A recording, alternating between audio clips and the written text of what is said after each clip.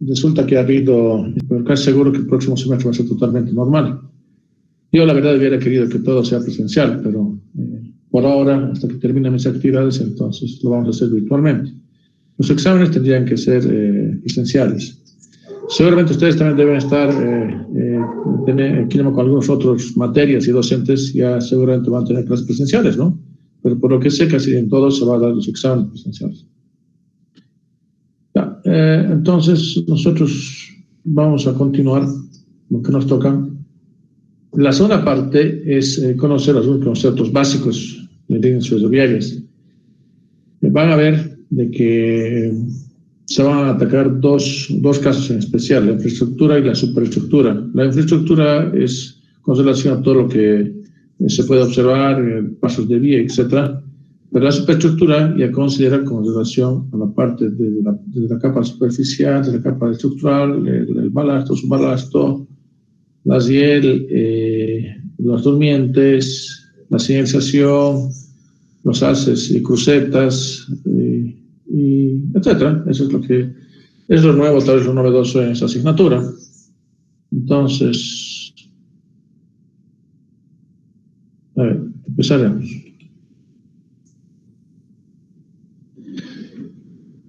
En una vía férrea se tiene un principio y un fin, ¿no? Un destino.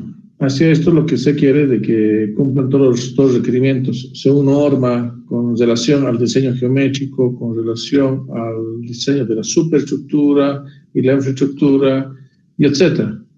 Entonces, eso es prácticamente lo que vamos a resumir, y para esto hay algunos aspectos y consideraciones que se tienen que hacer.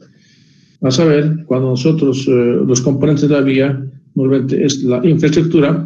La infraestructura no solamente es el puente, sino que los pasos, las trincheras, las zanjas, etcétera, etcétera, y también con relación a las obras de drenaje.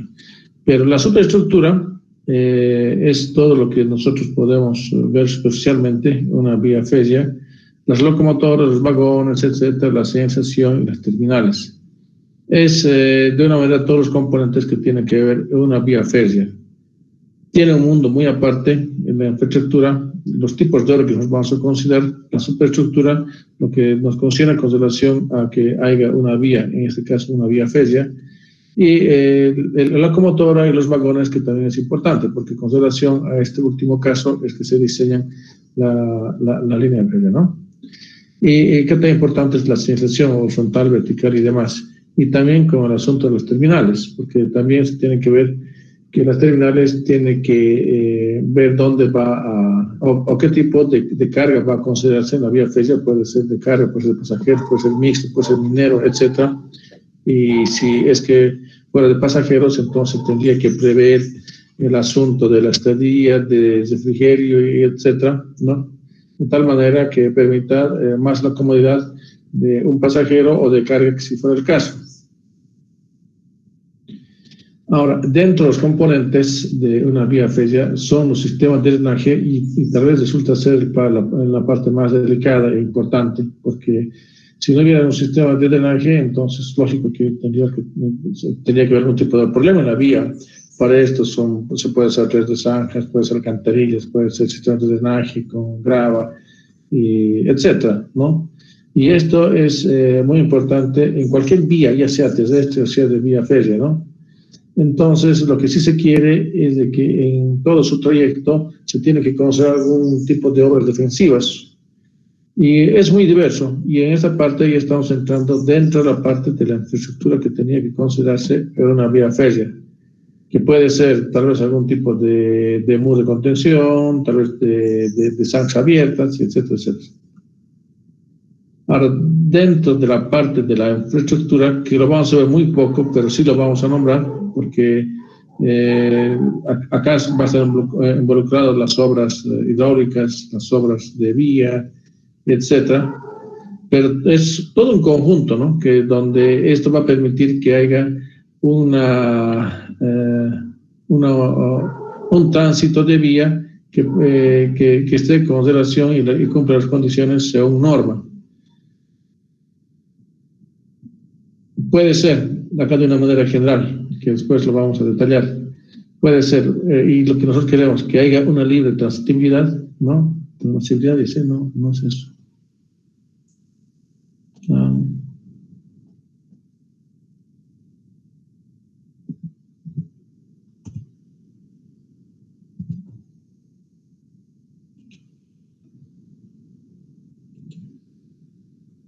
se tiene que calcular en este caso que haya una trazabilidad libre. Y para esto se tiene que considerar algún tipo de infraestructuras. Acá en la muestra fotográfica se puede ver un puente esbigado, ya que no sirve. Y no solamente eso, que también se tiene que ver algún tipo de obras de drenaje, algún tipo de túneles, y etc. El asunto es de que tiene que haber una libre transitabilidad en todo el trayecto de la vía férrea. Ese es el objetivo principal. Dentro de estos, lo que sí se tiene que garantizar es controlar las deformaciones. Y si no estuvieran controladas las deformaciones, como muestra en la muestra fotográfica, puede haber algún tipo de hundimiento y esto puede causar algún tipo de accidente al que nosotros queremos evitar. Entonces, sí, nosotros vamos a poder controlar las deformaciones y está en función de la capa estructural y en función del disipador de esfuerzos, que en este caso resulta ser del balasto. Y también en función al tipo de trabajo que va a realizar nuestra vía férrea. Puede ser de carga, en este caso se tiene que considerar y se tiene que prever y controlar los esfuerzos de la superestructura, ¿no? Porque si no, en esta foto creo que está bastante clara de que hay un peso en demasía con relación al tipo de trabajo que se tenía que considerar para este tipo de vía. Entonces son algunos aspectos que nosotros tenemos que prever dentro de las funciones de la infraestructura y de la superestructura. Las obras de arte es muy importante en la libre circulación, ¿ya? Para esto se puede pensar algún tipo de alcantarillas. Hay diferentes tipos de alcantarillas, tipo cajón, hay muchos tipos de alcantarillas, hay muchos tipos de túneles. El asunto es que se tiene que ver una obra de libre transitabilidad, normalmente ya he indicado, algún tipo de obras que puede ser algún tipo de puentes, algún tipo de paso desnivel, y etcétera, etcétera. Esto va a ser en todo su trayectoria recorrido de la vía férrea. Lo que sí nos interesa a nosotros de que haya acceso por toda la vía férrea. Y lo demás es donde nosotros empezamos y damos la solución in situ.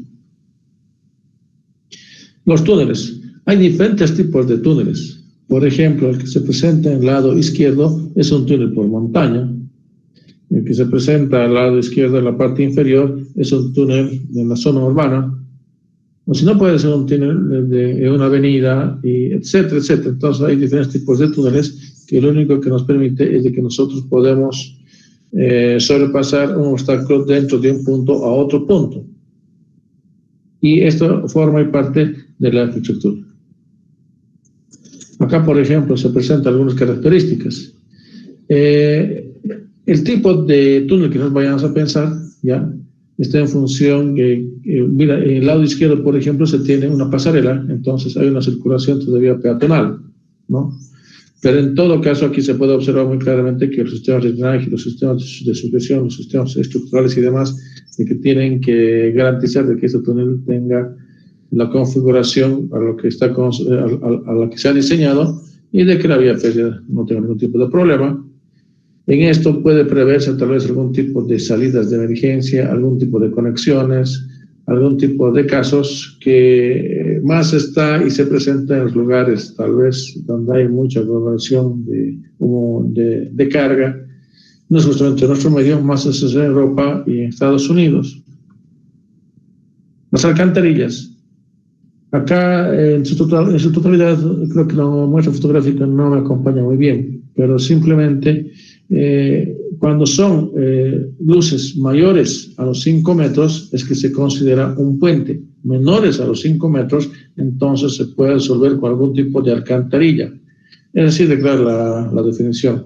Y hay diferentes tipos de alcantarilla, diferentes tipos que seguramente ustedes han visto en obras hidráulicas. Por ejemplo, acá el que presentamos es el tipo cajón, presentamos el de tipo de tubos, que puede ser por elementos metálicos que son muy utilizados de hormigón, y estos tendrían que ser prefabricados o fabricados in situ, pero más normalmente son los prefabricados. Los de PVC no son muy utilizados en nuestro medio, más son los metálicos. Los puentes, en la muestra fotográfica creo que es bastante claro, ¿no? Se puede observar un puente esbigado. Un puente se considera cuando la luz es mayor a los 5 metros. Y tal como se observa, entonces aquí se presenta un puente. Y es parte de la infraestructura. Hay diferentes tipos de puentes, diferentes, tipo tablero, tipo cerrado, tipo, etcétera, etcétera, ¿no? Pero el fin es el único, ¿no? Que simplemente de pasar el obstáculo del punto A al punto B directamente. Los pasos desnivel. Los pasos desnivel normalmente son más en lugares urbanos. Aquí está acompañada por el asunto de la señalización y algunas normas que después vamos a ver. Pero como obra civil podemos ver que puede ser tal vez en el caso de la izquierda a través de un cerco de rejilla, puede ser una opción, no es la única, o puede ser un paso desnivel. Es en forma de S, aquí creo que no se nota muy bien, y justamente para controlar de que la circulación peatonal sea controlada, ¿no? Porque si no hubiera ese tipo de control, entonces estoy seguro que el peatón se pasara directo y por ahí hubiera algún tipo de accidente, y eso es lo que se tendría que evitar. Pero con relación a los pasos a nivel hay muchos y diferentes. En esto se tiene que considerar el asunto del control con un sistema de drenaje, los esfuerzos que también van a considerarse, controlar los esfuerzos de hundimiento y tal como en algún momento les hemos indicado anteriormente. Aquí se tiene algún tipo de casos, que no son las únicas por si acaso, ¿no? Las que ahora menos se utilizan son cuando se utiliza el paso desnivel con pavimento loseta y madera, ya casi no se utiliza. Mucho se utilizó tal vez hasta la década de los 80, 90, pero ahora ya no. Ahora lo que se utiliza más es con elementos asfálticos o metálicos, que funcionan muy bien. También se tiene algún tipo de consideraciones en los pasos de desnivel, y justamente es la señalización. Si hubiera un desnivel, entonces, en función a la velocidad a la que está yendo, se tiene que prever más o menos un frenado, que puede ser a los 100 metros, 15 metros o 200 metros, y esto está en función a la velocidad y al peso, para pasar ese paso desnivel. Entonces, es muy importante ya la señalización que se considere en esta. En el lado derecho podemos ver un desnivel esvigado, esvigado, ¿no? Su señalización, han notado que siempre va a estar, y hay algún tipo de ángulo que note, los lados esvigados, inclusive esto se los realiza cuando se hacen los defensivos sencillos, de que tienen que ser menor a 30 grados. Porque mayor a estos, entonces, inclusive se tiene el problema de no control de la velocidad, y etcétera, etcétera. Entonces, son recomendaciones que nos presentan las normas. Puede ser el asunto de paso, trinchera, terraplén, que en terraplén mucho tendría que ver la relación de corte y relleno. No, evitar en lo posible el asunto de relleno, en lo posible, porque ahí tenemos que entrar con todas las características y datos de campo, en especial los geotécnicos, y algún tipo de control de los taludes que se vaya a formar. No es tan... hay que tener mucho cuidado en su diseño de esta parte, al menos cuando se trata de una vía férrea o de una vía caminera, y más de una vía férrea, porque sabemos de que van a empezar a controlarse de formaciones mínimas. Entonces, recomendaría que en lo posible se evite los que tengan este tipo de terraplenes, ¿no? Y tenemos otro cuando sea de 2 vías, ya, igual el terraplén, ¿ya? De relleno, y puede ser también un caso mixto. Aquí está sobre el terreno natural y el otro sobre un terreno artificial que teóricamente ha sido tratado. Esto sí, se necesita mucho cuidado cuando se trata de tipo mixto, porque no es tan sencillo tener el control y se tiene que considerar los efectos y características de la zona y demás. Y se tiene que prever inclusive el relleno en estos casos, y de que haya una asistencia con relación al terreno natural es muy delicado y muy complicado. Pero para esto se tiene que considerar todos los datos geotécnicos. Entonces, un estudio en lo posible lo más completo que se pueda, ¿no? Las zanjas defensivas o las trincheras Por lo que aquí puedo observar, en el lado izquierdo, su talud natural casi es vertical. Me imagino que debe ser tal vez un lugar rocoso, o si no es rocoso, creo que están aquí controlando con alguna malla, es lo que se puede usar con alguna malla. Entonces, por lo que veo de que aquí no es un terreno 100%, debe haber algún tipo de roca, ¿ya? Es un tipo, pero de trinchera que se puede observar. Acá un poco me da miedo, aquí veo un terreno, no sé si es arcilloso o algo, pero es una trinchera. Entonces acá tal vez se debería prever un talud o controlar un talud o tal vez algún tipo de obra de protección a los lados. Pero al final resulta y es una trinchera. Los terraplenes, en lo posible, nuevamente repito, se tiene que evitar en lo posible, ¿ya? Porque para esto se necesita un grado de compactación tal vez a casi un 100%, un T tal vez un factor de 180, podría ser, ¿no? Entonces, evitar, pero es parte de la conformación de dentro de una vía férrea, pero en lo posible, repito, de que tendrías que evitar ese tipo de obra, en lo posible. Los sistemas de drenaje que puede haber en los túneles, que puede haber a flor de piel, etc. El objetivo principal de esto es de desalojar el agua que hubiera, ¿ya? Y hay normas, ustedes conocen, para prever el desalojo del agua, su gradiente mínimo y máximo, ¿ya? Y algún tipo, también se podría hacer con algún tipo de geotextil, o también se podría hacer con algún tipo de grava en función a su volumetría, ¿no? Pero el asunto se tiene que desalojar, y agua que nosotros desalojemos no tendría que comprometer a la superestructura o a la infraestructura por el efecto del contacto con el agua. Entonces hay que tener mucho cuidado en ese caso. Ahora sí, esto sí es lo que nos interesa por ahora, es la superestructura, porque lo anterior, seguramente ustedes han visto alguna materia, obras hidráulicas 1 y 2, tal vez en carreteras, algún tipo de casos, en suelos y demás, son obras más de protección y demás. Pero lo nuevo para nosotros va a ser justamente la superestructura, donde se tiene que considerar todos los aspectos. Por ejemplo, los aparatos en la parte inferior de su balasto, el balasto, las rieles, las durmientes, los aparatos de sujeción, los aparatos de vía, inclusive está la señalización, y entonces son algunos componentes de la superestructura. Y eso es lo nuevo para nosotros, porque tenemos antes a eso determinar la altura de su balasto, del balasto, el tipo de durmiente, las dimensiones, el tipo de durmiente que vamos a utilizar, el tipo de riel que vamos a utilizar, y etcétera, etcétera. Que eso normalmente está en función de la velocidad y el peso a lo que se va a realizar el diseño. Aquí tenemos alguna recomendación, solamente recomendación. Por ejemplo, cuando existe un suelo compactado, entonces la superestructura se recomienda que tiene que tener un talud de 1 a 1, simplemente una recomendación. Y se prevé hasta una altura máximo con relación a la base de la durmiente de 30 centímetros. Y también está normado, pero no tendría que superar los 40 centímetros, ¿no? Porque hay los que dicen 35 centímetros. Pero yo creo que es bastante conservador los 30 centímetros. Y lo demás sí es una parte de relleno con relación hasta la altura de la durmiente, ¿ya? Y con relación al tipo de techo que nosotros vamos a considerar. Acá lo que se puede observar, algún tipo de sistema de drenaje de zanjas.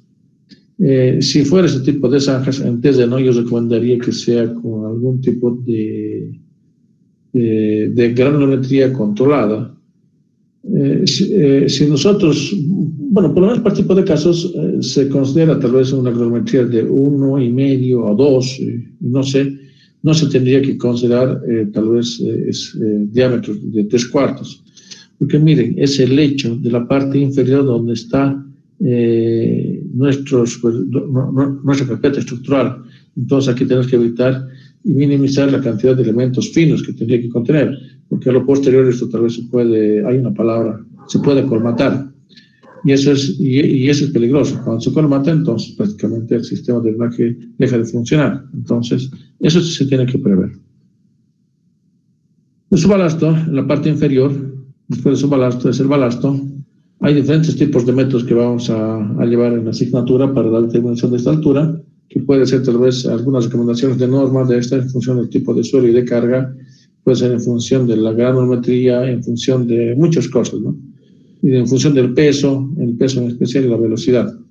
Y en lo posible de que tiene que haber una fractura del 80-90% de las aristas para que haya una adherencia, porque al final esto también va a cumplir la función de absorber los esfuerzos, de los esfuerzos en la parte inferior de las durmientes, ¿ya? Y también el balasto, su balasto sirve también como un sistema de drenaje natural, ¿no? Entonces, es un colchón amortiguador. Hay aquí algunas recomendaciones en función de la colorimetría y se recomienda que se utilice y de acuerdo a la ISO 180. Por ejemplo, aquí tenemos unas recomendaciones de acuerdo a la ISO 180, donde se permite que haya un desgaste de Los Ángeles hasta un 28%, la velocidad, la capacidad portante de 12 hasta kilogramos centímetro cuadrado para velocidades mayores a 200 kilómetros por hora. Y una gramática que está en función al tipo de norma. Lo que nosotros vamos a usar, y les recomiendo, voy a empezar hoy llevo a subir la información y da mucha información con relación a la norma AREMA, que es la americana, aunque muchas dimensiones que nos presenta son demasiado conservadoras. Tal vez podríamos usar la brasilera, la colombiana o la argentina, ¿no? Porque con relación a una normalización en nuestro medio no tenemos en Bolivia, no tenemos. Podemos usarlo, pero la brasileña, la colombiana, la argentina, la peruana, y el DRM es un poco conservador. Las funciones que se tienen, el sistema si nosotros consideramos el asunto del balasto, un sistema de disipador, es un sistema de drenaje. Ahora, si consideramos el asunto de su balasto, de que es de amortiguar de alguna manera con relación a la capa estructural y el balasto mío, y el balasto, ¿no? Se puede considerar algún tipo de granulometría inclusive menor con relación al balasto. Y las alturas, como les decía, puede ser de 30 centímetros máximo mínimo, pero estas son recomendaciones que están en las normas, por si acaso. O si no, se puede determinar esto mismo. Podemos ver en la fotografía, son piedras trituradas, ¿no? No me gusta mucho esto, porque debería ser de una manera más o menos casi boleada, fracturada en las aristas.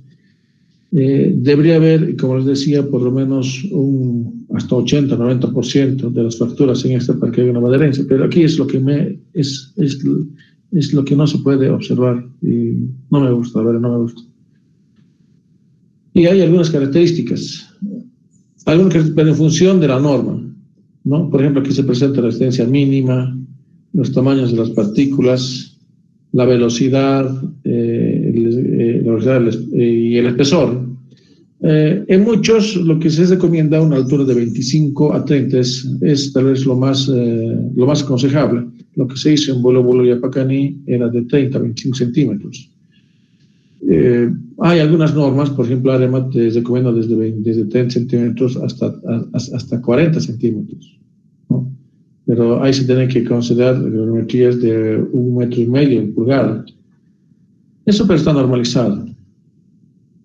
Las funciones del balasto, como les decía, es un altura. Aquí que dice, repartir uniformemente los esfuerzos, estamos de acuerdo. Darle estabilidad a la vía, sí, estamos de acuerdo. Es un sistema de drenaje, es evacuar las aguas, garantizar estabilidad, sí, está de acuerdo con eso, proporcionar una rodadura suave. Es un colchón al final, ¿no? Entonces, miren, de acuerdo a esto, si no me equivoco, es la norma mexicana, sí, creo que sí. La altura del balasto, ¿ya? Puede ser de 25 a 30 centímetros, pero está en función de la velocidad, ¿ya? Son también recomendaciones. Su granulometría, esto es de acuerdo a la STMC 111. Tiene que cumplir estas relaciones.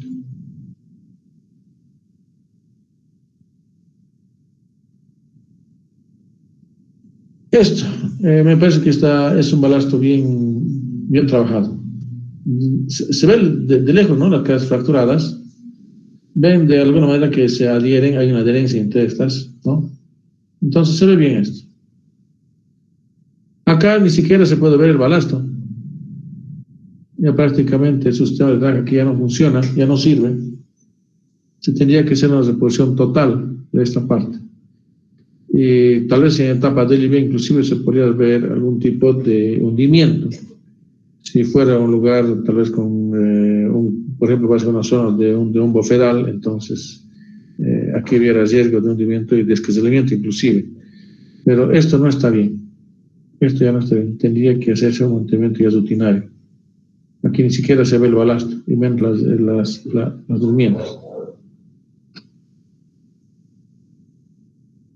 Acá sí que está, miren esta muestra fotográfica, no sé si pueden observar de lejos. No está bien. Cuando hagamos el capítulo de mantenimiento, ahí vamos a ver de qué es necesario que nosotros hagamos un diagnóstico in situ y permanente. Por eso se lo denomina un mantenimiento rutinario. Puede ser mensual, trimestral, bimestral, o después de lluvias, etc. Eso normalmente se lo realiza en los caminos. Por ejemplo, eso maneja la ABC en caminos viales, un mantenimiento rutinario. Pero acá, por lo visto, por la fotografía, es lo que falta y resulta ser peligroso. ¿Qué tal si nos encontramos en una zona donde se encuentra gran cantidad de agua y el balance ya ha dejado de funcionar? Porque se ha esparcido o toda la cantidad no funciona para nada, ¿no? Entonces, acá no se ve bien. El balasto sí tiene que ser de piedra, ¿ya? Acá lo que falta es enrasar, es lo que se puede observar acá. No está enrasado. Aquí está superficial, sí, pero esta parte se tenía que todavía mejorar. Acá todavía se puede ver una circulación. Notan de que para esto se tiene que prever un mantenimiento rutinario. Miren, con relación a esto y esto, hay una gran diferencia, ¿no? El de tierra y aquí es directamente con la piedra, ¿no? Ahora en esto, tampoco no es cualquier tipo de roca el que vamos a utilizar. Normalmente se utiliza con una densidad superior a 2.65 gramos centímetro cúbico. Y también están normalizadas. Y después lo vamos a ver. Las durmientes. Las durmientes en el pasado han sido muy utilizadas de madera, pero ecológicamente y demás ahora han dejado de usarse. Y se ha hecho un gasto bastante importante en el uso de madera. Imagínense cuando había vías férreas por decir, de 100 kilómetros, 200 kilómetros, cuánto de madera en eso involucrado, ¿no? Entonces ya casi no se utiliza. Los metálicos, sí hay en nuestro país, por ejemplo en Oruro he visto mucho los metálicos, pero también se tiene que hacer un mantenimiento rutinario, porque en lugares, por ejemplo en Oruro, el nivel freático está más o menos, y es bastante alto, casi es a 1 metro. En época de lluvia, entonces hay un contacto directo entre el agua y la durmiente metálica. Y en muchos tramos, allá por lo menos, se ha corroído. Y si ese fuera el caso, entonces tal vez ver otro tipo de durmiente, o si no, de que tal vez considerar algún tipo de aditivo, algún tipo de pintura epóxica para durmientes metálicos, si fuera el caso. Y los de plástico no son muy comunes, pero en Europa hay algún tipo de tramos que se han realizado con plástico. No es muy común, ¿no? Y los hormigones ahora son muy utilizados. Nosotros en el Bulabul y el Pacaní hemos utilizado el de hormigón con una resistencia característica de 30 megapascales, 300 kilogramos centímetro cuadrado. Y son prefabricados, ¿no? Inclusive están insertos en estos aparatos de sujeción. Y tiene muchas ventajas. Y de un tiempo a una parte se ha vuelto muy de moda el uso de las durmientes de hormigón. En el asunto de las durmientes, antes que se me olvide, si bien es importante la sección transversal, ¿no? La sección transversal y de los lados, ¿ya?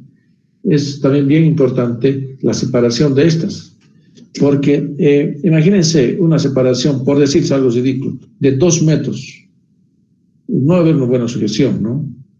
aparte de eso, de que van a ser transmitidos por el efecto del peso en las durmientes. Entonces, más o menos se va a presentar como especie como bulbos y van a empezar a sobresalir el balasto.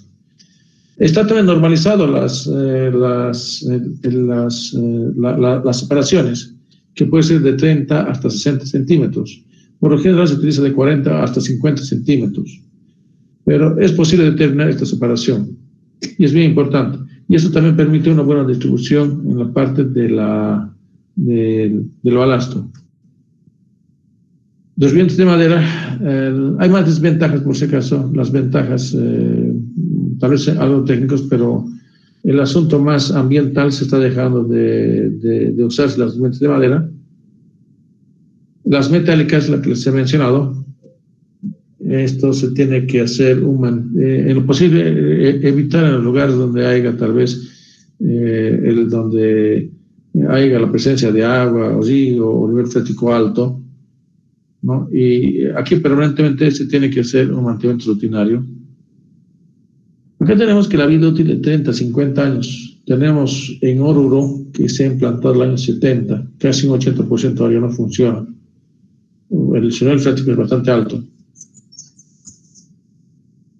Estos son los mixtos, los bibloques, ¿no? Pues pueden observar de que en la parte del centro hay elementos metálicos, elementos de sujeción, pero el más utilizado es el elemento de hormigón. Y los que nos proveían allá era una empresa cruceña y justamente era un elemento pretensado. Y tiene mejores resultados este tipo de durmiente. Inclusive aquí se puede controlar las gradientes. Después vamos a ver qué tan importantes son los ticonos, ¿no?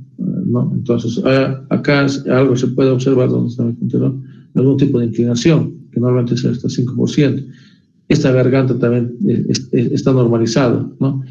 Entonces, lo que interesa a nosotros cuando tengamos que hacer o definir el tipo de durmiente es esta sección transversal y este volado, ¿no? Acá se puede observar de que está incrustado los aparatos de sujeción y va bien porque al final de que cuando nosotros tengamos que controlar una vía férrea lo hacemos al milímetro. La torcha se controla al milímetro, no es al centímetro.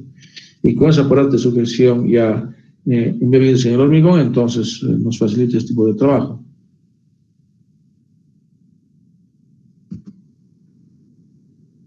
Ya, acá están los bibloques, los de hormigón pretensado. Ya, eso con relación a los durmientes. Esto después lo vamos a desarrollar en los siguientes capítulos, solamente es una presentación de los elementos de la superestructura y demás. Las hieles, el más utilizado es de ese tipo, donde tenemos una base del patín, el alma, una altura, la altura del hongo. Después vamos a ver esto que tan importante es de controlar el desplazamiento en la parte del hongo. Esto es más para el control del desplazamiento que hubiera. Entonces, de una manera general, tenemos el hongo, la cabeza, el alma o el nervio y el patín. ¿Ya? Y esto esta sección transversal de la hiel se puede determinar en función de la velocidad y la carga, que después lo vamos a hacer en la parte de dimensionamiento. Algunos defectos de la hiel, y hay muchos por si acaso, hay muchos. Pero esto, si es que hubiera un defecto de hiel de fábrica, que podría ser esta fisura longitudinal, ya, mejor es de que cuando recibamos la hiel en obra, en lo posible, en la parte de las curvas tendría que ser tal vez las hieles con mejores condiciones que tenemos, porque es la parte de donde normalmente hay un desgaste permanente y donde en estas zonas es muy común hacer un mantenimiento rutinario en las curvas. Aquí, ¿qué es lo que se ve? Por ejemplo, la fisura longitudinal se puede observar, esto es casi de fábrica. Acá se puede observar la fisura longitudinal, es vertical y es horizontal. Es un defecto de la hiel. Acá se tiene una fisura transversal, ya puede ser por el efecto del trabajo, no siempre esto puede ser de fábrica. Y aquí se tiene algún tipo de, esto ya es de fábrica, de ampolla, o puede ser también por el efecto de la fricción que haya tenido con la llanta del hielo.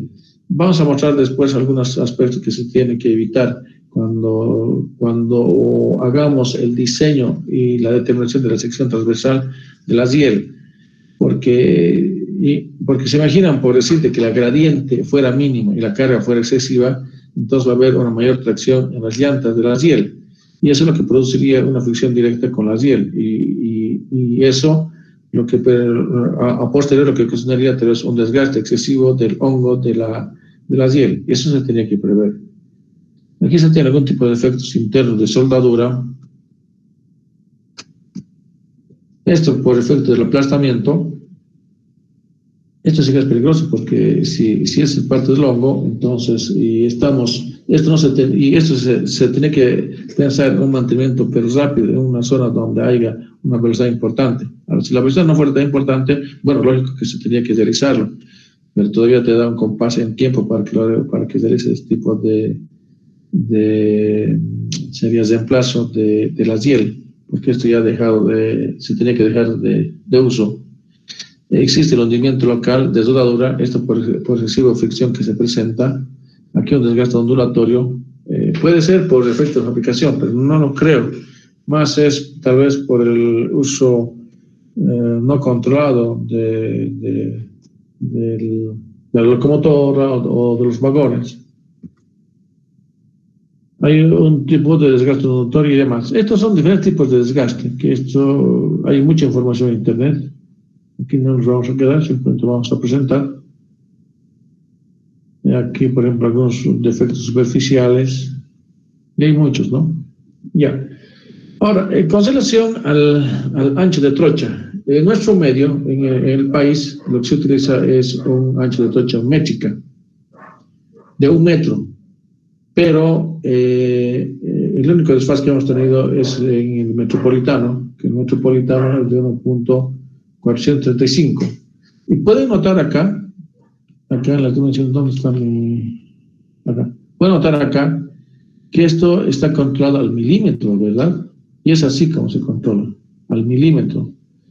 Cuando se trata de trenes así, con velocidad, entonces lo mejor que sería y se recomienda tener una trocha de 1676 o 1668, ¿ya? Son para velocidad. ¿Qué más podemos aquí decir? Tal vez los colores también nos indican mucho. De que acá se utiliza el asunto métrico en Bolivia, a excepción del metropolitano. Algunos aparatos de sujeción son variados. Este tipo clip elástico, se necesita un aparato para hacer la sujeción directa con la IEL y la durmiente. Es un aparato que se maneja en obra. Se puede hacer también rudimentariamente, pero es muy esforzado, tal vez con algún tipo de baseta o algo. Y también aquí se necesita mucha maña para esto, ¿no? Otro tipo de sujeción, este tipo de sujeción lo noto muy, muy débil, desde mi punto de vista. Este es el más utilizado. Tipo SK, L.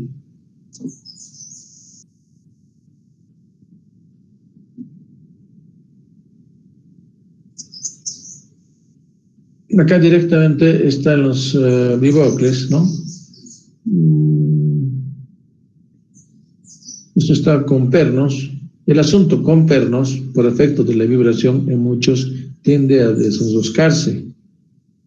Y tampoco podemos soldarlo, ¿no? Entonces, eso es la deficiencia de este tipo de sujeción. Por eso el recomendado es este, el de tipo SKL. Es recomendado. Y hay otros más. Esos son bien placa. Eso más es para la ciudad de la zona urbana, el que tenemos nosotros en el metropolitano. Bien placa es de hormigón. El hormigón resulta inclusive ya como un disipador de energía, entonces es bastante también delicado en la parte de su diseño. Un momentito, por favor, alguien lo llama.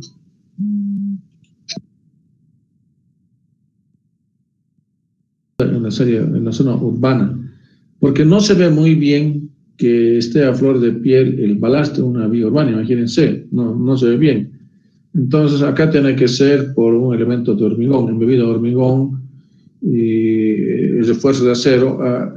Acá lo importante es controlar el tipo de hormigón que vamos a tener, porque por efecto de la vibración que se va a tener, entonces es posible que se haya algún tipo de fisura. Y eso es lo que nosotros tenemos que evitar en la fase constructiva. No sé si han visto la construcción del Metropolitano, los refuerzos de acero, inclusive se ve más en los alrededores, en los costados y en la parte central.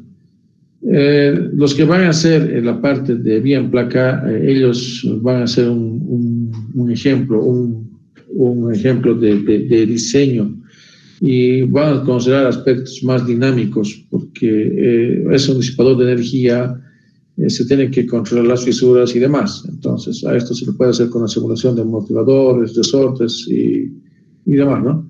Entonces, ahora, dentro de las ventajas de esto, de que si es con hormigón, lógico, de que tiene que soportar una carga importante de carga, sí, ¿no? Entonces, hay una disminución y bastante importante con relación a las presiones de transferabilidad en la parte de contacto que se tiene con la riel y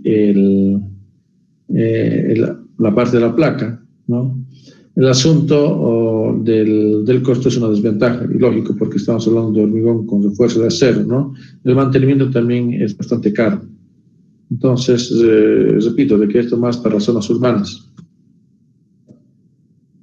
Ahora, vía en placa, esto es un enchaquetado, está con un sistema de enchaquetado. Este tipo de gradiente ya está normalizado. Cuando nosotros consideramos las durmientes de hormigón, inclusive ya considera este tipo de gradiente. Este es el enchaquetado. El enchaquetado, ¿qué función tiene? Es para reducir el ruido que se presente y para que sea un amortiguador interno con el contacto con la vía en placa.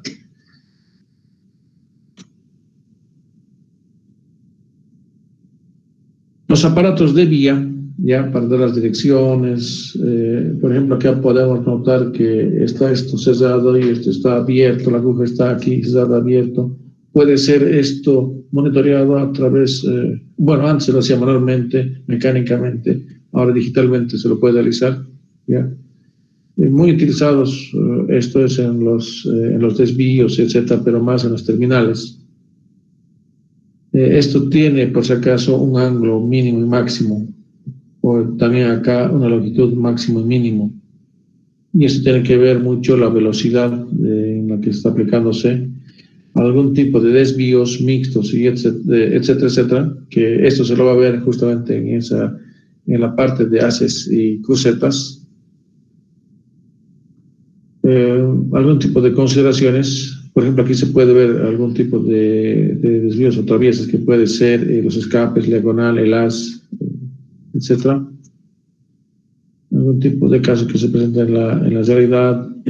Los cambios de aguja, como les decía, puede ser mecánico, manual, etcétera. Las locomotoras, ha habido una evolución bastante importante. Ahora los que se utilizan, por lo menos en nuestro medio, son de tracción a diésel. El que vamos a tener en el Metropolitano va a ser por vía eléctrica, y puede ser también mixto. Para cuando nosotros hagamos el diseño de la vía férrea, tenemos que definir qué tipo de locomotora vamos a utilizar. Para esto se tiene que saber qué tipo de peso se va a considerar, qué tipo de velocidad se va a considerar, etc. Hay diferentes tipos de locomotoras. Lo que se ve en la fotografía ya prácticamente están ya en la historia. Esto está en, ¿qué dice? Que está en 929. Esto ya está en cementerios de los jardines, si no me equivoco, está en Guayunes, ¿no? Tienes una locomotora, diésel eléctrico. Creo que nos ha dado un pantallazo. Todo lo que vamos a ver. Hay diferentes tipos de locomotoras. No sé si hubiera alguna pregunta o consulta. Hay diferentes tipos de locomotoras. Es muy parecido al tranvía, no sé por qué dice metropolitano, pero va a ser de este tipo. Los vagones, hay diferentes tipos de vagones. Hay diferentes tipos de vagones que podemos Veamos, autorías en función al tipo de fabricante que se va a adoptar. No sé si hubiera alguna pregunta o consulta del curso. Inge, buenas tardes. ¿Qué tal? Buenas tardes. Seguramente el alumno nuevo, me imagino. Dime. Que nos hemos inscrito los recién de Saga, los repitentes. ¿Nos va a convalidar la exposición? Depende de ustedes, ¿no? Eso ya hemos hablado la anterior vez. Se está convalidando, otros están terminando, lo que ya sea, lo que ha iniciado, y para ellos tenemos, hemos puesto una fecha.